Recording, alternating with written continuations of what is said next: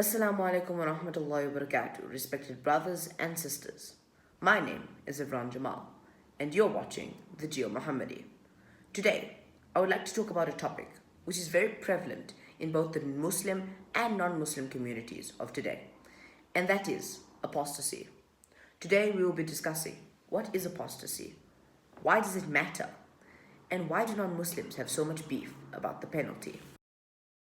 First, let's discuss what is apostasy.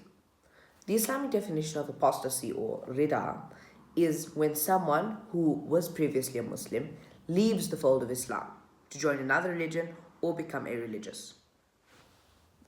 Now, let's move on to the crux of today's discussion, specifically the penalty for apostasy and why so many people, including some Muslims, have a problem with it.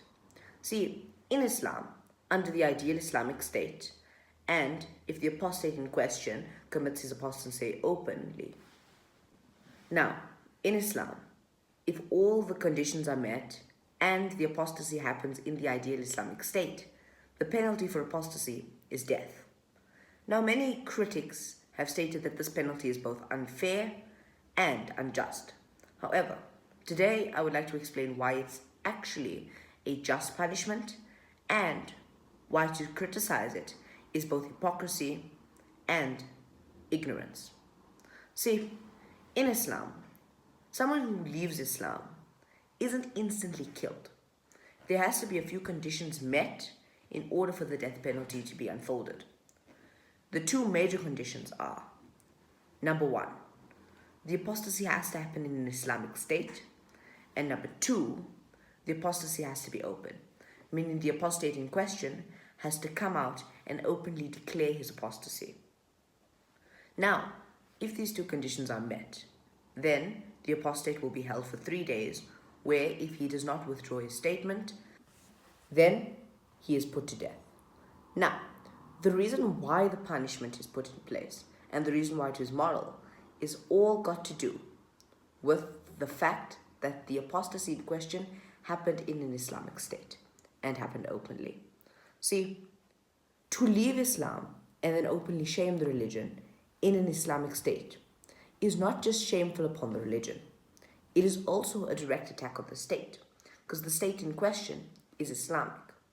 You are not just committing apostasy, you are also committing treason and direct attack upon the state.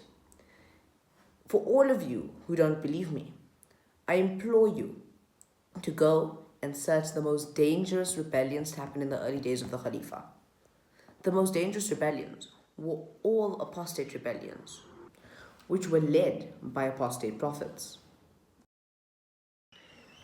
This is why the death penalty needs to be employed, because if it isn't, then the chances of rebellions and strikes within the Islamic State are extremely prevalent. Now, let's discuss the hypocrisy of the West. Many critics in the West have criticized the death penalty, although, as explained, it is A, a tool to prevent treason, and B, a tool to prevent rebellions.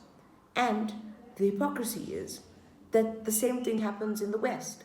Many countries employ the death penalty for treason and other acts against the state. So why is it unjust for Islam to do the same? I would like to end this video by saying that all critics of the death penalty for apostasy in Islam are misinformed, ignorant, and arrogant, and that they put unnecessary standards against their own standards for themselves on Islam. Jazakallah.